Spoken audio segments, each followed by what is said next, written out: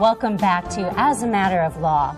I'm back here again with my co-host, Robert Comator, and also our next guest, Gary White. Welcome, Gary. Thank you very much. Pleasure to be here. Gary, it's been a while now. I think you first walked into my office about 5 years ago talking about your disease, and we filed a lawsuit on your behalf, and I'm glad that you're still with us to talk about this. Well, it's been a long and winding road. 5.5 years living with this disease has been a most amazing experience.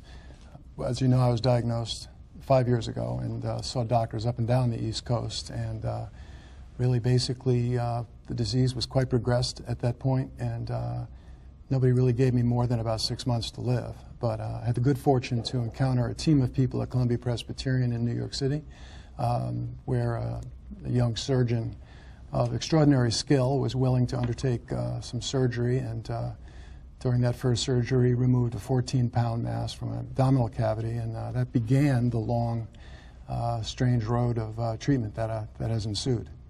How did you know that when you were first discovered with this type of mesothelioma?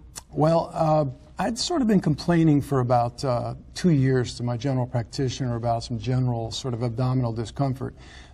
And quite honestly, they really didn't know to look for it. It's a very rare, very unusual form of cancer. And I got some misdiagnoses, lactose intolerance, irritable bowel syndrome. Yeah, what kind of symptoms did you have? Oh, just general level of, sort of discomfort, irregularity, and, just sort of generalized discomfort. That could be the kind of thing that anybody could experience, a stomach ache. So that's exactly right. You would never think that you'd have this disease. Absolutely, which is why so many people with this disease are so far progressed by the time they ever are finally diagnosed. Very few people are diagnosed with this early stage because it sort of masquerades as any number of other conditions. Now, Gary, your exposure to asbestos was not a typical worksite exposure, though, was it? It was not. The type of exposure that I had is what's called casual exposure. That is, I did not work directly with the product. I worked in the field of developmental disabilities, and the early part of my career I worked in a large residential facility. That facility was constructed in the 40s, 50s, and 60s and had many buildings on the campus. And that environment was actually laden with asbestos.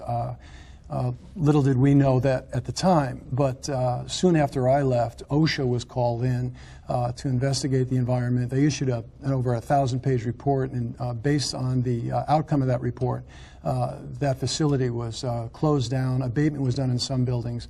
But again, I never worked directly with the product. I simply was in the environment where that product was present. Was it difficult for you to figure out that maybe it was working in this building that Absolutely, absolutely. But as I think you know now, with mesothelioma, it's a one-to-one connection between asbestos exposure and the disease. There is no other known cause. So really, it's a question of deduction. When someone shows up with mesothelioma, you go backwards and you look at where exposures may have taken place. This was judged to be the place of primary exposure in my case. Thank you for sharing. Thank you, Gary. It's great seeing you. Thank you for having me.